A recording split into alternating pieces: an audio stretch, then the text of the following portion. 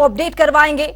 ये बड़ी खबर, हिमाचल विधानसभा सत्र का आज दूसरा दिन है और दूसरे दिन सीएम सुखू और पूर्व मुख्यमंत्री जयराम ठाकुर का यहां पर नोकझोंक देखने को मिला है। ये बड़ी खबर, बड़ा अपडेट आपके सामने। एमओयू से रॉयल्टी के क्लॉज हटाए गए हैं। तो आपको बता दें कि सुखू सरकार राज्य के लिए आपदा, ये जयराम ठाकुर की ओर से बयान निकल करके सामने आया है। हिमाचल विधानसभा सत्र का आज दूसरा दिन है। दूसरे दिन सीएम सुखू और पूर्व जयराम ठाकुर के बीच में नोकझोंक यहां पर देखने को मिली है। पूर्व सरकार ने हिमाचल की हितैषी बेची है, ये सीएम सुखविंदर सिंह सुखू की ओर से ये बयान निकल करके सामने आया है। एमओयू से रॉयल्टी के क्लॉज भी हटाए गए हैं। सुखू सरकार राज्य के लिए आपदा, ये लगातार जयराम ठाकुर की ओर से बयान निकल करके सामने आया है। मानसून सत्र का आज दूसरा दिन है। दूसरे दिन भी सदन की कार्यवाही में सत्ता पक्ष और विपक्ष के बीच नोकझोंक देखने को यहां पर मिली। सुखू सरकार राज्य के लिए आपदा है, जयराम ठाकुर की ओर से कहा गया है। तो वहीं सुखविंदर सिंह सुखू की ओर से भी बयान निकल करके सामने आया है। पूर्व सरकार ने हिमाचल की हित को बेची है, सीएम सुखविंदर सिंह सुखू की ओर से कहा गया है।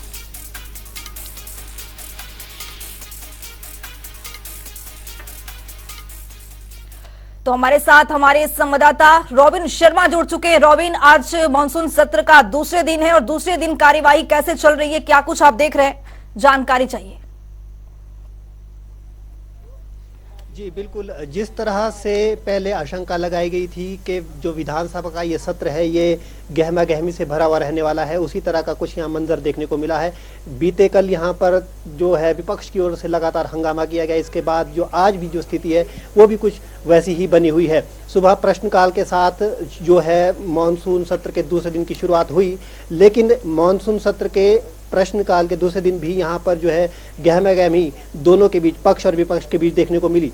पहले जहाँ पर नाहन के विधायक की ओर से यहाँ पर जो डीनोटिफाई किए गए हैं संस्थान, उन पर जो है एक सवाल लाया गया था। इस पर जो है मुख्यमंत्री और नेता विपक्ष आमने सामने दिखे, जहाँ पर नेता विपक्ष ने जो है डीनोटिफाइड संस्थानों को लेकर सरकार पर जमकर निशाना साधा और इसके बाद जो है कार्यक्रम आगे बढ़ा। लेकिन जो स्थिति है वो कुछ इस तरह की बनी हुई है। इसी के बाद प्रदेश सरकार की जो ओर से लगातार सत्ता पक्ष की ओर से जो कहा गया है कि मानसून सत्र में सबसे बड़ी जो बहस है वो इस वक्त इस बात को लेकर चली हुई है कि आपदा जिस तरह की हिमाचल प्रदेश में आई है, क्या उसे राष्ट्रीय आपदा घोषित करने की को लेकर बहस होनी चाहिए और जो केंद्र है वो मदद करे। और वहीं जो विपक्ष है वो लगातार तमाम विभिन्न जो मुद्दे हैं उन पर सरकार को घेरने के प्रयास पे लगा हुआ है, चाहे बात वो संस्थानों को डीनोटिफाई करने की हो या बात हो दूसरे और मुद्दों की, जैसे कि आपदा के दौर में सरकार को मिसमैनेजमेंट जैसे विभिन्न मुद्दों को लेकर।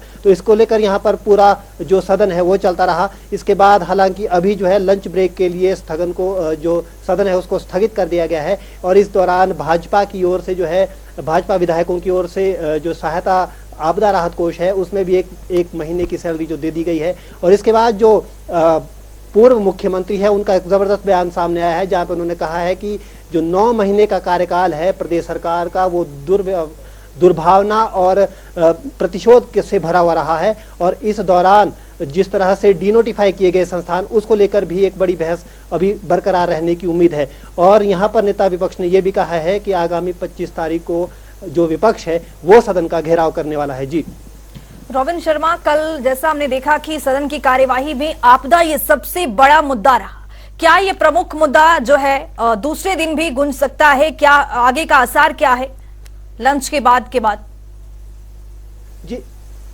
जी बिल्कुल, अभी भी इस तरह की जो गुंजाइश है कि ये जो मुद्दा है जिसको लेकर पिछले कल से लगातार बहस जारी है उस पर अभी भी बहस जारी रहने की उम्मीद है। इसमें विभिन्न जो अलग अलग क्षेत्र के जो विधायक हैं वो लगातार अपना जो है वक्तव्य रख रहे हैं। इसी दौरान कुछ जो इंडिपेंडेंट विधायक है उन्होंने भी अपनी तरफ से इसमें अपनी भी वक्तव्य रखे हैं। तो निश्चित तौर पर जो विभिन्न प्रकार के अलग अलग इलाकों से आने वाले विधायक हैं वो अपना अपना इस पर विचार रख रहे हैं और जो सत्ता पक्ष के लोग हैं वो लगातार सरकार की इसको आपदा के समय में की गई जिस तरह से तैयारियां की गई, जिस तरह से काम किया गया, उसकी निरंतर तारीफ कर रहे हैं। तो वहीं विपक्ष के नेता लगातार जो है सरकार को घेरने का प्रयास कर रहे हैं कि आपदा के समय में मिसमैनेजमेंट हुआ, आपदा के समय में ठीक से जो है व्यवस्थाओं को दुरुस्त नहीं रखा गया। तो इस तरह के जो आरोप है वो लगातार विपक्ष की ओर से लगाए जा रहे हैं।